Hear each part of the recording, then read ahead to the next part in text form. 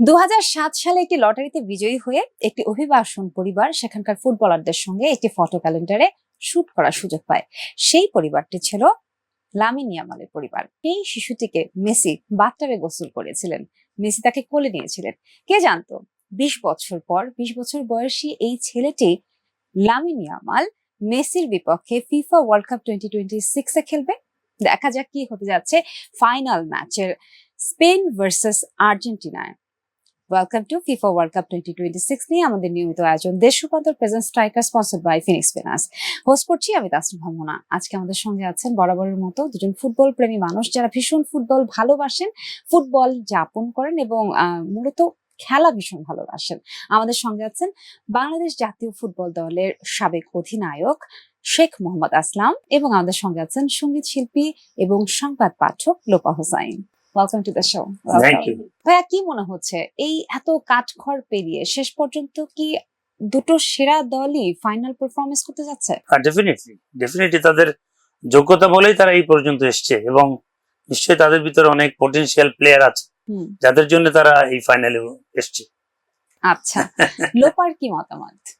হ্যাঁ, অবশ্যই সেরা দুটি দলই উঠেছে। বিশেষ করে আর্জেন্টিনাকে তো শুরু থেকেই আমরা সবাই খুব এগিয়ে রাখছিলাম যে ফাইনালের যোগ্য দল হিসেবে।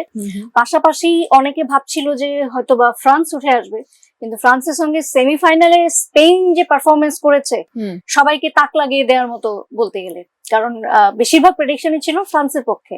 কিন্তু স্পেন যেভাবে এখন ফাইনালে উঠে এসেছে, এখন আসলে খোদ আর্জেন্টিনার সমর্থকরাও জোর দিয়ে বলতে পারছে না যে আর্জেন্টিনা একচেটিয়া পারফর্ম করে চ্যাম্পিয়ন হয়ে যাবে। এখন একদম 50-50 লড়াই হবে। দারুণ ইন্টারেস্টিং ম্যাচ হতে যাচ্ছে, ইউরোপিয়ান টিম প্লাস হচ্ছে ল্যাটিন ফুটবল টিম। সো দুই ধরনের খেলা আমরা দেখবো, এটা নিয়ে কি বলবেন? না, ডেফিনেটলি এটা একটা জম্পেশ লড়াই হবে এবং যুদ্ধটা খুব মানে জমবে। ল্যাটিন এবং ইউরোপিয়ান ঘরানার যে ফুটবল, এটা আসলেই সমান তালে লড়বে, বাট স্কিলের কাছে কিছুটা হলেও ইউরোপ হয়তো দাঁড়িয়ে যেতেও পারে কোনো না কোনো সময়। স্পেনের ডিফেন্স যথেষ্ট ভালো সব সময় এবং মানে ওদের মিডফিল্ড অনেকের কাছে আসলে শিক্ষণীয়। আর এদিকে যদি আমরা আর্জেন্টিনার কথা চিন্তা করি, স্কালোনি যে মিডফিল্ড সাজিয়েছেন সেটাও কিন্তু দুর্দান্ত। সো লড়াইটা কেমন হতে যাচ্ছে? সাপোর্টার হিসেবে আমি স্পেন টিম নিয়ে খুবই প্রাউড ফিল করছি এজন্য যে পুরো টুর্নামেন্টে কিন্তু তারা প্রমাণ করেছে তাদের যেই ডিফেন্স এবং মিডফিল্ড এটা এত স্ট্রং, এবং প্রতি ম্যাচে দেখবে যে বল পজিশন কিন্তু বেশিরভাগ সময় স্পেনের দখলে, স্পেনই বল রাখছে। এবং তাদের যদি পাস গুলো দেখো, এত এত সুন্দর সূক্ষ্ম পাস, হ্যাঁ, এটা আর কোনো টিমের মধ্যে কিন্তু দেখা যায়নি। ছোট ছোট পাস দিয়ে যেটা ওদের স্টাইল এবং নিখুঁত পাস। তো এই কারণে আমার কাছে মনে হবে যে এই ডিফেন্স ভাঙতে এবং মিডফিল্ড থেকে বলের দখল নিতে আর্জেন্টিনাকে বেগ পেতে হবে। হ্যাঁ, তো এজন্য আমার কাছে মনে হয় যে ফার্স্ট হাফে যদি যে দল একটা গোল দিয়ে এগিয়ে যাবে তাদের জন্য খুব ভালো হবে, মানে তারা এগিয়ে থাকবে। এবং আমার এটাও মনে হয় তো প্রতি ম্যাচে কিন্তু আসলে কামব্যাক ওভাবে হবে না, যে পিছিয়ে থেকে বারবার করে ফিরে আসা। এটা আসলে প্রতি ম্যাচে হবে না। ফ্যান বলছে নাকি নিরপেক্ষভাবে? না, নিরপেক্ষভাবেই বলছি প্রতি ম্যাচে আসলে হবে না। দেখো ইংল্যান্ডের সাথে ম্যাচটাতে কি হচ্ছে, ওরা অতিরিক্ত ডিফেন্সিভ হয়ে গিয়েছিল গোল দেওয়ার পরে, যে আমরা এখন এই গোলটাকে ধরে রাখবো, ওইটাই তাদের জন্য কাল হয়েছে। এবং প্রতি এক মুহুর্মুহু আক্রমণ করে 80 মিনিটের পরে আর্জেন্টিনা কিন্তু 2টা গোল করে ম্যাচটা জিতে নিয়েছে। স্পেনের খেলার স্টাইলই এটা না। স্পেন পুরো 90 মিনিট ওই একটাই স্টাইল নিয়ে খেলে। ওরা ওদের ডিফেন্স খুব স্ট্রং রাখে, ওরা কখনো গোল দিয়ে খেলা ছেড়ে দেয় না। হ্যাঁ, ডিফেন্স কখনো লুজ করে না। এবং আমাদের আরেকটা বড় স্ট্রং পয়েন্ট হচ্ছে আমাদের গোলকিপার। আমাদের সিমন যে পারফর্ম করেছে, এবং আগের ম্যাচেও ও যেভাবে এগিয়ে এসে ভাইয়া দেখেছেন ডি বক্সের বাইরে এসে যে 2-3টা গোল সে বাঁচিয়েছে, দারুণ। সো এই জায়গাগুলো আসলে আমাদেরকে আরো আত্মবিশ্বাসী করে যে আমরা হয়তো ইনফ্যাক্ট আমরা কিন্তু পুরো ওয়ার্ল্ড কাপ জুড়েই দেখেছি যে এইবারে গোলকিপাররা প্রত্যেকেই ডিবক্স থেকে বাইরে বের হয়ে এসে নিজেরাই পারফর্ম চেষ্টা করছে। ওদের পারফরম্যান্স দারুণ ছিল এবং দেখার মতো ছিল। লোপা যেটা বলছে যে মেন্টাল প্রেসারের কথা, মানে যেই দলই আগে গোল করুক না কেন, আপনার কি মনে হয় যে অন্য দল কি আসলে একটুখানি বেশি মেন্টাল প্রেসারে পড়ে যাবে? কারণ ফাইনাল ম্যাচ বলে কথা। না, ডেফিনেটলি প্রেসার নিয়েই তারা মাঠে নামবে। বাট আর্জেন্টিনার একটা অ্যাডভান্টেজ সেটা হলো ওরা একসঙ্গে অনেক দিন এই দলটা বোঝাপড়াটা তাদের ভিতর এত বেশি, যার জন্য ওরা ওই ওই যখন ইংল্যান্ড টিমের এগেইনস্টে যখন প্রেসারে পড়লো তখন কিন্তু ওরা ম্যাচটা কিন্তু মানে মনে করছিল যে ড্রর দিকে নিয়ে যাবে। ফার্স্ট হাফটা তারা কিন্তু ওইভাবে অ্যাটাকে ওঠে নাই। সেকেন্ড হাফে যখন ওদের দমের ঘাটতি পড়েছে তখন কিন্তু কন্টিনিউয়াস অ্যাটাক করেছে, and that was their turning point. এই জায়গাগুলো ওরা বুঝবে যে কখন আমাকে আর ওদের অ্যাডভান্টেজটা হলো ওদের কোচ। ওদের কোচ এত এত ফ্রেন্ডলি ওদের সঙ্গে, বিশেষ করে মেসির সঙ্গে এত ফ্রেন্ডলি, যার জন্য ও মাঝে মধ্যে মানে মেসেজটা থ্রো করে ওই অনুযায়ী তারা। স্পেন আর্জেন্টিনার কিন্তু এই একটা তফাৎ যে আর্জেন্টিনার ম্যাচে দেখবে ভাই যেটা বললো যে কম্বিনেশনটা তারা অনেকদিন খেলছে, অনেকগুলো অভিজ্ঞ প্লেয়ার আছে। স্পেন টিমটা কিন্তু বলতে গেলে একদম তরুণ একটা তরুণ দল। এখানে দুইজন তো আছে 19 বছর বয়সী এবং ইয়ামাল, বাকিরাও কিন্তু খুব কম বয়সী, অভিজ্ঞ আছেন মাত্র কয়েকজন। হ্যাঁ, তো এইটা একটা পার্থক্য দুই টিমের মধ্যে। But Yamal is such a মানে ডেঞ্জার প্লেয়ার, ও যে কোনো জায়গায় ও কিন্তু ম্যাচটা ঘুরিয়ে দিতে পারে। সো ও খুব আমার মনে হয় সবার চোখে চোখেই থাকবে। টাই ব্রেকারের খেলা তোমার কেমন লাগে? টাই ব্রেকারটা আমার কাছে আসলে আমার মনে হয় যেটা একটা টিমের যে মূল শক্তিটা সেটা আসলে ধরা পড়ে না, এটা অনেকটাই লাকের। কারণ অনেক ভালো প্লেয়ার, দেখ তুমি যে মেসিকেই দেখো, তাকে কতবার আমরা পেনাল্টি মিস করতে দেখেছি, তাই না? তো সেটা দিয়ে তোর মূল একটা টিমের বা প্লেয়ারের শক্তির বা দক্ষতার পরীক্ষা হয় না আসলে। সেক্ষেত্রে কি ফাইনাল ম্যাচ যদি টাই ব্রেকারে গিয়ে গড়ায়, স্পেনের ফ্যানরা একটু বেশি খুশি হবে, আর্জেন্টিনার ভয় পাবে? না না, একদমই আমার মনে হয় কারোরই খুশি হওয়া উচিত। টাই ব্রেকার খেলা আমি মনে করি খেলা মাঠের খেলাতেই ফল হওয়া উচিত। হ্যাঁ, যদিও তুলনা চলে না, তবুও স্টার প্লেয়ার নাম তো নিতেই হবে। স্পেনের লামিন ইয়ামাল অনেক ভালো করছে, সে তার সামনে আরো ভালো করবার সুযোগ রয়েছে, কিন্তু মেসির জন্য এটা শেষ ওয়ার্ল্ড কাপ। আর এই 39 বছর বয়সে যে পারফরমেন্স আমরা দেখেছি ট্রিমেন্ডাস, যেখানে হয়তো ভেবেছি হয়তো লাস্ট 20 মিনিট সে হয়তো খেলবে, পারফর্ম করবে, বাট সে টোটাল 90 মিনিটস ধরে খেলছে এবং গোল করেই যাচ্ছে। এবং সবথেকে বড় ব্যাপার মানে ও হলো কি প্লেয়ার এখনো এই বয়সে, ইট ইজ আনবিলিভেবল। এবং এই টিমটাকে টিউন করতে হলে মেসিকে লাগবেই। এবং ও দেখেন আপনি যখন ও অ্যাটাকিং এ যায়, ও যখনই মার্কিং এ পড়ছে, ও তো ধরবে সবাই, সঙ্গে সঙ্গে উইথড্র ব্যাক করে, ও ব্যাক করে এসে তারপরে উইথড্রল মিডফিল্ডার হিসেবে আবার ঢোকে। এইটা হলো ওর ডেঞ্জার জায়গা। ওয়ার্ল্ড কাপ যেটা শুধুমাত্র ভালো পারফরমেন্স দিয়ে সম্ভব না, এই ক্ষেত্রে একটু লাখেরও প্রয়োজন আছে। তো সেই লাখটা আমরা কিন্তু আর্জেন্টিনার পাল্লাতেই ভারী দেখেছি পুরো ওয়ার্ল্ড কাপ জুড়ে। এই ক্ষেত্রে ফাইনালে গিয়ে কি বাজি উল্টে যেতে পারে, কি মনে হয়? না, ফুটবল এটা ডিপেন্ড করে, লাক ইজ দেয়ার, বাট গোলের খেলা, ফুটবল গোলের খেলা, যে আগে গোল করবে সেই জিতে যাবে, no doubt about it. But মানে আপনি লাখটাকে পাত্তা দিচ্ছেন না এখানে। Luck has to be there, ওখানে থাকতে হবে লাক, বাট আপনাকে চেষ্টা তো করতে হবে। একটা জিনিস একটু অ্যাড করতে চাই, সেটা হচ্ছে যে এবারের পুরো বিশ্বকাপে কিন্তু রেফারিং নিয়ে একটা মানে কন্ট্রোভার্সি আমরা দেখে আসছি, যে অনেকে বলছে যে ফেয়ার হচ্ছে না ডিসিশন গুলো, কিছু কিছু ডিসিশন। তো ফাইনালে কিন্তু এটা খুব বড় একটা ফ্যাক্টর হতে পারে। হ্যাঁ, একটা ভুল রেফারিং, একটা ভুল পেনাল্টি, অথবা কিছু একটা দুটো কার্ড, হ্যাঁ, এটাগুলা কিন্তু খুব মানে প্রভাব ফেলতে পারে ম্যাচের, পুরো ম্যাচের রেজাল্টে এবং প্লেয়ারদের মানসিকতায়, হ্যাঁ, প্রভাব ফেলতে পারে। তো আশা করব ফাইনাল ম্যাচে রেফারিং খুব সুন্দর হোক, ফেয়ার হোক, কন্ট্রোভার্সি না হোক, কোনো কিছু না হোক, মানে যেই দল ভালো খেলবে সেই দলই জিতুক। সেটাই আমরা সবসময় তাই চাই, সবকিছু ফেয়ার জাজমেন্ট হোক, যা কিছু হোক চোখের সামনে হোক, পুরো ওয়ার্ল্ড খেলা দেখছে, সকলের চোখ ওই একটা মাঠে একটা জায়গাতে। সো আলটিমেটলি যারা ডিজার্ভ করে তারাই এই কাপটা নিয়ে বাড়ি নিয়ে যাবে। বাট আমি যদি আরেকটু পেছনের দিকে তাকাই, যে ফ্রান্সকে ডিফিট করে স্পেন এবং ইংল্যান্ডকে ডিফিট করে আর্জেন্টিনা ফাইনালের মঞ্চে উঠে এসেছে, তো আপনার কি মনে হয় দুইটা দলের মধ্যে কার আত্মবিশ্বাস এখন সব থেকে বেশি? না, দুজনই কঠিন প্রতিপক্ষ হারিয়ে ফাইনালে এসছে। ডেফিনেটলি তারা all credit goes to them, দুই টিমের জন্যই, এবং দুইটা টিমই যোগ্যতার পরিচয় দিয়ে এখানে এসছে। সো ফাইনাল একটা জম্পেশ একটা যুদ্ধ হবে আমার মনে হয়, এবং খুব উপভোগ্য ম্যাচ হবে। আপনার গতির সঙ্গে স্কিলের যে একটা যুদ্ধ, এটা আমরা দেখতে পাবো। মাঠের বাইরে যে দুজন খেলছেন, একজন কোচ এবং একজন Big- হচ্ছে তারই শিষ্য, তো এই ক্ষেত্রে আসলে সেমিফাইনাল বা তার আগের ম্যাচগুলোতে যেই ধরনের কৌশলগুলো তারা চিন্তা ভাবনা করে মাঠে নামিয়েছিলেন প্লেয়ারদেরকে, সামহাও কি ফাইনালে গিয়ে নিজেরা নিজেদের সেই সব কৌশলে চেঞ্জেস আনবেন, কি মনে হয়? আমার যেটা মনে হয় যে দুই দলে কিন্তু তাদের এই কৌশল দিয়ে যে জায়গাটা এসেছে দুজনই সফল। ফাইনালে আমার মনে হয় না খুব বেশি কৌশল হ্যাঁ। চেঞ্জ করার সুযোগ আছে, কোনো বা সুযোগ প্রয়োজন নাই, আছে। সুযোগ নেই। প্রয়োজনও দেখছি না, কারণ হুম। ভালোই কাজ করেছে কৌশল। এক্ষেত্রে কোনো প্লেয়ার যদি দেখা যায় ইনজুর থাকে তাহলে সেই হুম। প্লেয়ারকে চেঞ্জ করা যেতে পারে, বাট আদারওয়াইজ আমার মনে হয় না যে টিম কম্বিনেশনও চেঞ্জ হবে, আগের ম্যাচেই থাকবে, আগের ম্যাচে যা ছিল। ফাইনালের ম্যাচটাতে মানে বল দখলের লড়াইটা বেশি গুরুত্বপূর্ণ হয়ে উঠবে নাকি বিরাট ব্যাপার। Transition football? না না, বল দখল তো বটেই, পাশাপাশি ওই ওপেন স্পেস কারা কত বেশি ক্রিয়েট করতে পারছে, এটা একটা বিগ ফ্যাক্টর। রাইট। যত বেশি আপনি অপোনেন্টকে একটা প্রেসারে ফেলতে পারবেন, তত আপনার অ্যাডভান্টেজ থাকবে ওই খেলায়। সেই ক্ষেত্রে আসলে ফার্স্ট বল বা ল্যাটিন ফুটবল যেটাই আমরা বলি না কেন, কোন ফিলোসফিটাকে এগিয়ে রাখবে এবং সেটা আসলে লজিক দিয়ে কিভাবে? আসলে ওই যে যেটা বলে যে দুই দলের কিন্তু ফুটবল স্টাইলটাই ডিফারেন্ট। Right. ওরা স্পেন ইউরোপীয় ফুটবল খেললেও যেটা বলা হয় যে ইউরোপ শক্তির ফুটবল খেলে, স্পেন কিন্তু সেরকম না। আচ্ছা। স্পেনের ফুটবল স্টাইলটাই হচ্ছে খুব মানে শৈল্পিক ফুটবল যেটা আমরা বলি। একটা সময় ব্রাজিল অনেক বছর আগে এই ফুটবল খেলতো, Right.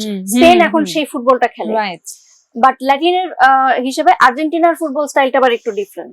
সো যে যার শৈলী মাঠে যতটুকু প্রদর্শন করতে পারবে সেটারই একটা যুদ্ধ হবে যে কোন শৈলীটা সেদিন বেটার করবে। দুটো দলেরই কিন্তু মিডফিল্ড ভালো, খুবই তো ভালো। সেই ক্ষেত্রে আসলে কি মানে মেইনলি মিডফিল্ডের লড়াই হয়ে উঠবে? মিডফিল্ডের লড়াই আসলে খুব ইম্পর্টেন্ট। মিডফিল্ডের বল দখল, হ্যাঁ, এবং মিডফিল্ডাররা কিন্তু একটা সংযোগ স্থল, তাই না, হ্যাঁ, right, স্ট্রাইকিং এর সাথে right. এবং ডিফেন্সের সাথে। তো মিডফিল্ড খুব গুরুত্বপূর্ণ। সেই ক্ষেত্রে আমি বলবো যে আমাদের স্পেনের যে মিডফিল্ড, বিশেষ করে আমাদের কেন্দ্রবিন্দু হচ্ছে রদ্রি। রাইট। রদ্রি যা করছে পুরো বিশ্বকাপ Very অসাধারণ। nice.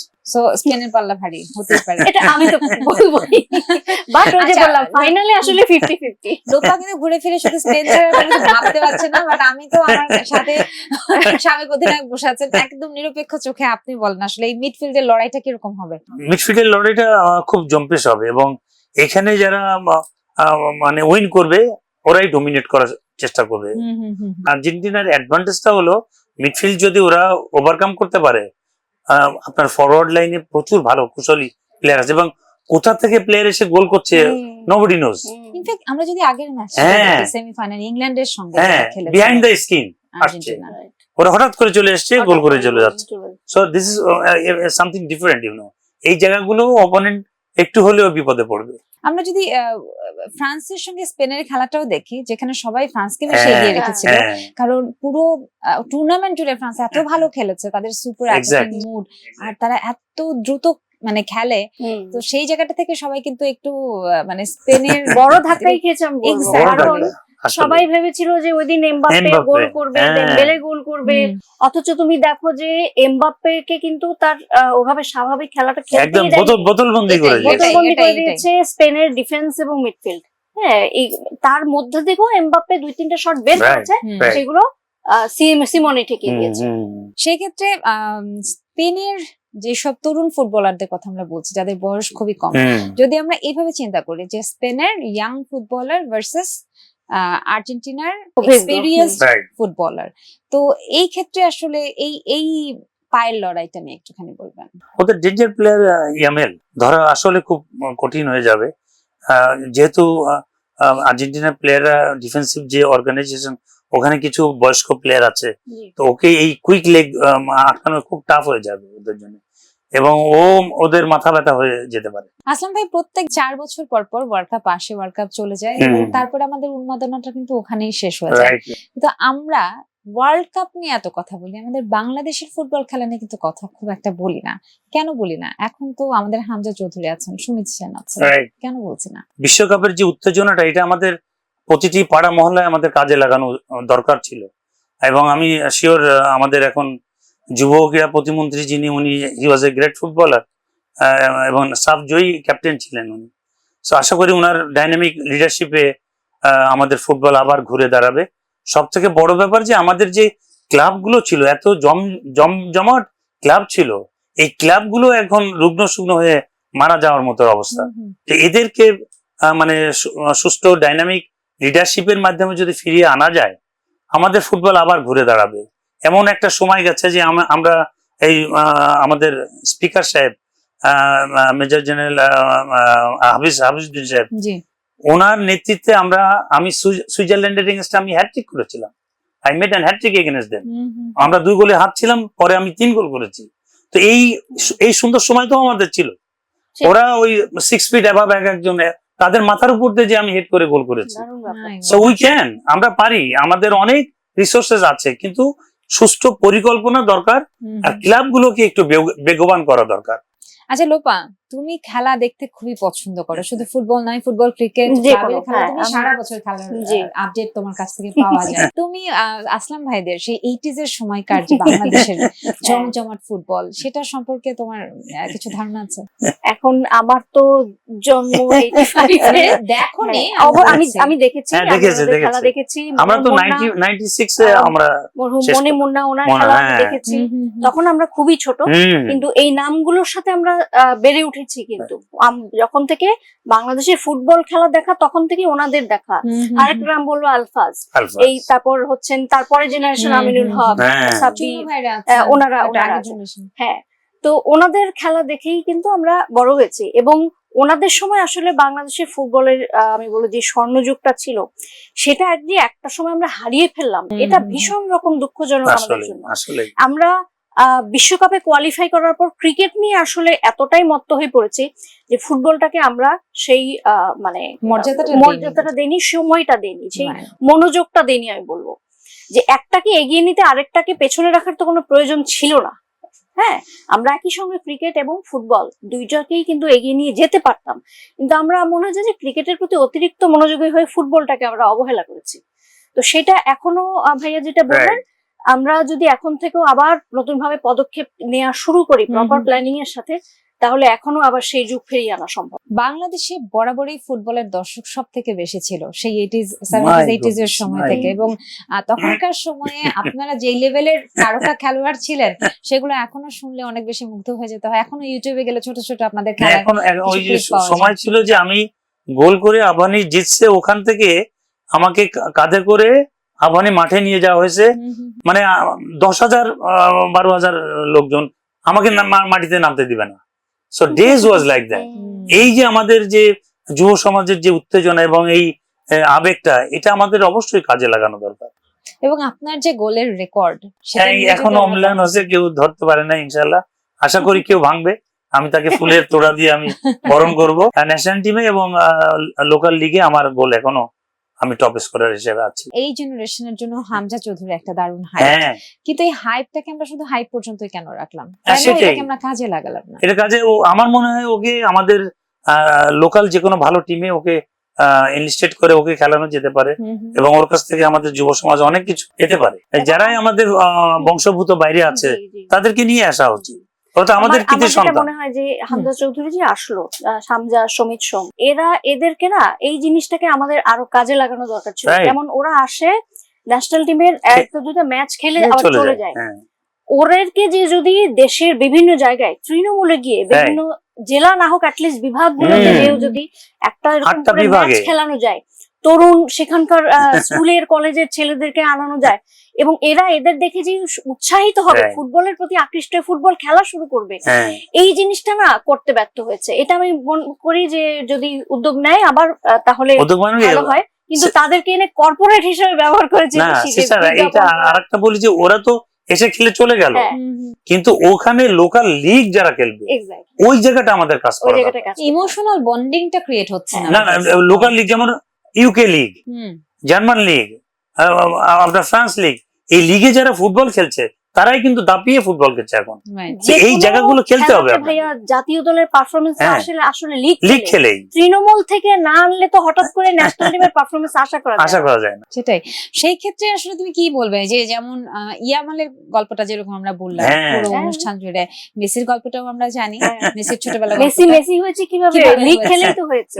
ইয়ামালও তাই, সেটাও একদম ছোটবেলা থেকে তাদেরকে মানে নার্সিং করে, এটার আমাদেরও এটা করতে করতে হবে স্কুল লেভেল থেকে, কিভাবে করবে? ওইখান থেকে বয়স ভিত্তিক ফুটবল যেটা, হুম। ঠিক যেভাবে বয়স ভিত্তিক ক্রিকেট দিয়ে কিন্তু ক্রিকেটটা আমাদের উঠে এসেছে, ঠিক সেভাবেই বয়স ভিত্তিক ফুটবল দিয়ে যদি আমরা এই জিনিসটা তৈরি করতে পারি তাহলে আমাদের জন্য আরো আজকে আমাদের মেয়েরা যেটা সাকসেস করেছে যেটা, জি জি এবং ওদের প্রচেষ্টা হ্যাঁ। Unbelievable, they are playing fantastic football, এদেরকে মানে স্যালুট করতে হয়। Thank you so much. আমার প্রত্যেকটা এপিসোডে যতজন বাংলাদেশের জাতীয় দলের সাবেক ফুটবলার এসেছেন প্রত্যেকেই কিন্তু নারী ফুটবলারদের এই প্রশংসাটা একেবারে মন ভরে করেছেন। তো আমার কাছে খুবই ভালো লাগে যেখানে আসলে পৃষ্ঠপোষকতার এত অভাব সেখানে নারীরা ফুটবল খেলা দেখিয়ে দিয়েছে যে আমরা আসলে কি করতে পারি। তো সেই ক্ষেত্রে লোপা খুব ভালো একটা কথা বলছে, তৃণমূল পর্যায়ের কথা। মানে আমি একটু জানতে চাই যে সিস্টেমটা আসলে কি হওয়া উচিত, কিভাবে সেই বাচ্চাদের থেকে খেলে খেলে বাছাই করে নিয়ে এসে তারপরে তাদেরকে প্র্যাকটিস করানো। ওই যে যেটা বললাম যে দেশের যারা তারকা ফুটবলার আছে, ইভেন আমি বলবো যে অন্যান্য সেক্টরের কালচারাল সেক্টরেরও তুমি এক দুইজন তারকা নিয়ে চলে যাও জেলা শহরগুলোতে, এটা তো ফুটবল ফেডারেশন আয়োজন করে, হ্যাঁ, যে ইন্সপায়ার করার জন্য যে ট্যালেন্ট হান্ট কম্পিটিশন করা হলো, হ্যাঁ, বয়স ভিত্তিক টুর্নামেন্ট গুলো করা হলো, আন্ডার 13 আন্ডার 19 এভাবে টুর্নামেন্ট আয়োজন করে করে ওখান থেকে আসলে প্লেয়ার উঠে আসবে। দেন তাদের দিয়ে একটা ট্রেনিং ক্যাম্প যদি করা হয় 50 জন বা 80 জনকে নিয়ে একটা লং টার্ম ট্রেনিং ক্যাম্প, সেখানে প্রয়োজনে বাইরে থেকে ট্রেনার এসে ট্রেনিং দিয়ে গেল, যেভাবে আমাদের ক্রিকেটারদের করেছে, ফুটবলারদের সেভাবে করছে না। এটা যদি করা হয় আমাদের ছেলেদের এবং মেয়েদের দুই জেন্ডার ফুটবলেই আমরা কিন্তু অনেক ভালো করতে পারবো। আমরা বাংলাদেশি ফুটবল নিয়ে যত কথা বললাম একটা প্রসঙ্গ কিন্তু বারবার উঠে এসেছে, সেটা হচ্ছে পৃষ্ঠপোষকতার অভাব। আমাদের ফুটবল ফেডারেশন তো অনেক আগে থেকেই আছে, যথেষ্ট সেখানে আমার মনে হয় যে কাজ করার জায়গাও ছিল। তাদের ল্যাকিংসটা কোথায়, তারা কি করছেন না যার ফলে আসলে আমার মনে হয় যারা অফিসিয়াল তাদের পরিকল্পনার খুব অভাব আছে আমার মনে হয়। আর যে পরিকল্পনাটা তারা মাথায় আসে কিংবা ইমপ্লিমেন্ট করতে চায় হয়তো বাজেটের সঙ্গে হয়তো কুলাতে পারে না, এরকম হতে পারে। বাট আপনি ছোট করে শুরু করেন না, শুরু করাটা দরকার। শুরু করতে পারলেই আমাদের দেখা যাবে অনেক প্লেয়ারের সময়, এই যে মেয়েদেরকে যে শুরু করেছিল ওরা সাব চ্যাম্পিয়ন হচ্ছে, তো কত গর্বের ধন আমাদের। এই জায়গাগুলোতে আমাদের আগে ইনিশিয়েটিভ নিয়ে নামতে হবে। সেক্ষেত্রে আসলে বাজেট যতই কম হোক সেটার দোহাই দেওয়া, leadership is a big factor. করলে এটা স্পন্সরশিপও পাওয়া যাবে আমার মনে হয়। অনেক কোম্পানি এখন করছে, ভালো ভালো অনেকেই করছে, আগ্রহী হচ্ছে। আচ্ছা, একটা প্রেডিকশন আমরা জানতে পারি কি, যেহেতু ফাইনাল ম্যাচ এবং এরপরে তো আসলে আমরা ওয়ার্ল্ড কাপ নিয়ে আর কথা বলবো না, সো শেষ প্রেডিকশনটা একটু শুনেই ফেলি। আসলাম ভাই, Spain versus Argentina. Argentina versus Spain ম্যাচটা ড্র হতে পারে। ড্র হতে পারে? হ্যাঁ। কি বলো লোপা? হয়তো টাইব্রেকারে 3-2 স্পেন কে এগিয়ে আছে। স্পেন 3 গোল এন্ড আর্জেন্টিনা হচ্ছে 2 গোল। Let's see. আর আমার কাছে যেন মনে হচ্ছে যে ফাইনাল ম্যাচ যদি টাইব্রেকারে করায় তাহলেও বিষয়টা ভীষণ মজার হবে। সো আলোচনা করবার, সমালোচনা করবার জায়গা, গত বিশ্বকাপ তো টাইব্রেকারে। লেটস সি কি হয়। তখন তো আর্জেন্টিনাই পেয়েছিল, এবারও আর্জেন্টিনা পায় কিনা, পেলে ভালো, তাদের জন্য অনেক অনেক শুভকামনা থাকবে। আর যদি স্পেন পায় তার জন্য অনেক অনেক শুভকামনা থাকবে, লোপার প্রতি অনেক শুভকামনা থাকবে। খুব খুব ভালো লাগলো। আর সংবাদ তো পাঠ করাবো না, আজকের সামনে একটা গান আমরা শুনবো। মাশাআল্লাহ মাশাআল্লাহ। আর আসলাম ভাই গান গাইতে পারেন তো না?